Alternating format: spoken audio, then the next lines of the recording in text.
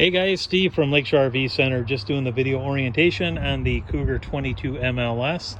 I'll go through this, and then if you have any other questions, feel free to get a hold of me when you pick up the camper, or you can always reach me on my cell at 231-736-9162. We'll start on the outside here, right at the entrance.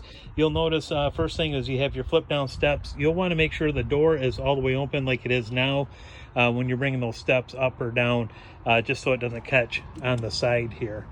As we go over to the pass-through storage, you'll have a couple of crank jacks here. That is going to be to manually crank the jacks up and down, and then also for the power tongue jack to crank that up and down. This is for your outside shower. I'll show you where that hooks up on the outside.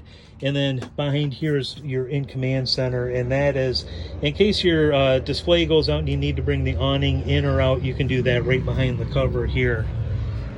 As we go around, you're going to have two 30-pound tanks. These are going to be full. Your tongue jack is going to operate right here. And then as we come over to the pass-through storage, on this side you'll notice you've got your to operate your stabilizer jacks, electric stabilizer jacks, front and back right here. And then just a light switch right here is going to be for your amber lights on the cap of the camper here. As we move along, you have your hot water tank. This is a 6-gallon gas electric. That is controlled with the in-command center on the inside. Next to that is the docking station. I'll open that up and show you what's in here. So the top part right here for the outside shower, that is going to be with that black coil hose hooked up to. Below that is your black tank flush. As it says right here, make sure that your black tank valve is all the way open when you use the hook the hose up to it, so that the water and the wastewater can discharge out. You'll notice up here where it says tank fill and city water, that is the blue directional lever right there. So right now it is on tank fill. If you position this down like that, that'll be for city water, and then you just hook the hose up just below it there. Next to that, you'll notice that there is the ZAMP solar plug. That is for an external solar panel. If you want to hook that up, that'll help maintain your batteries. Moving along the side here, you have access panels for your fridge. Really nothing you'll have to do with that. That is the Dometic gas electric fridge on this particular camper. Vent for your microwave next to that, and then on the very end right here, this is your 30 amp detachable cord for this camper. On the back side here, you do have a ladder, goes all the way up to the top. That is a full walkable roof.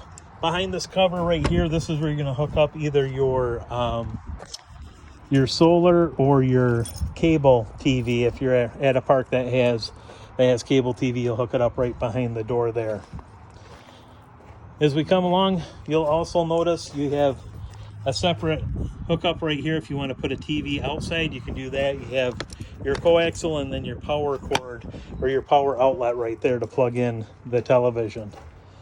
As we go into the camper, king bed up front. You'll notice on each side you have USB ports, and then as well as the electrical outlets on both sides of the bed. Your theater seating right here. To recline it, just pull this lever and then you'll just push it back with your legs. You'll notice on here it does have vibration, light, and then also massage for each chair, and then there is a USB port on the side there. Your Dometic fridge, this is gas electric. To use this, there is instructions on the inside of the fridge, but simply turn it on. And then if you turn it on automatic, what it will do is it's going to, if you're plugged into power, it will run off the electricity. When you unplug, it will default back to gas. So if you're going to use that in automatic, you want to make sure as you're going down the road that your propane tanks are open, so it has a fuel source for the fridge here. Next to that, you have your microwave. Under that is your 3-burner stovetop right here. Your controls are right in the front for the burners. And then you also have right here, this is going to be for your oven. On the end, this is the spark igniter for the oven and also for the burners there. Coming around into the bathroom, you have your walk-in shower, foot flush porcelain toilet, and you have your GFI outlet here. If you have outlets that are not working inside the camper, make sure to check that GFI right there, that it's not tripped. And if it is, just go ahead and reset it, and that should take care of your problem. Light switches right here. This is for the bathroom. On the outside, this is going to be for the lights inside the camper, the ceiling lights. Above that is the sensor. That is going to be for the heating and cooling of the camper. That's the temperature probe right there. As we go along, you have your television right there. Your stereo, your Furrion stereo is next to that, behind it. 2 zones. You have 4 speakers inside, 2 outside. Zone 1 is going to be for the inside, and zone 2 will be for the outside. And then next to the door here, you have your hookup, your in command for the camper to control your slide outs and the heating and cooling. I'll show you this. Your password is going to be 4 zeros. That's a default password on all of these. And then you can toggle through right here. Rear AC, that's all you have on this. Mode, if you want the fan on, you can go ahead and do that. Choose high or low. Cool, if you want the AC on, you can set your temperature right here, up or down.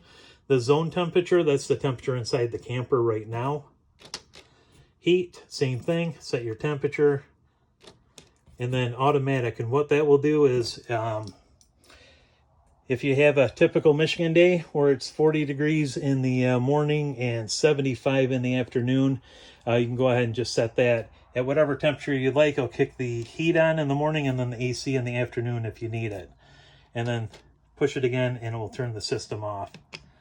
Go back to the home button, lights, bedroom light right there.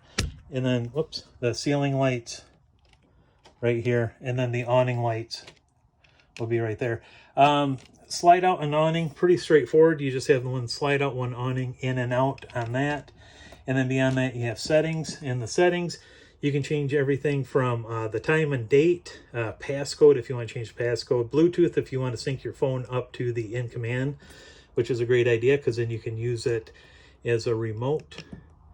And then on the bottom here, water pump, how that highlights the water pump's on. Hot water heater, you turn that on, that's off. Gas, electric, or gas and electric options. And then interior lights, we did that. And then your tanks right here, as they fill up, this bar will get lighter. And then your tank heaters, you have 12-volt heaters right there to provide heat in the winter months so your tanks don't freeze up. I'll also send you over another video from the In Command company to show you just a little bit more detail of that. But if you have any questions, you can reach me again at 231-736-9162. And I really appreciate your business, and I look forward to seeing you in just a couple days.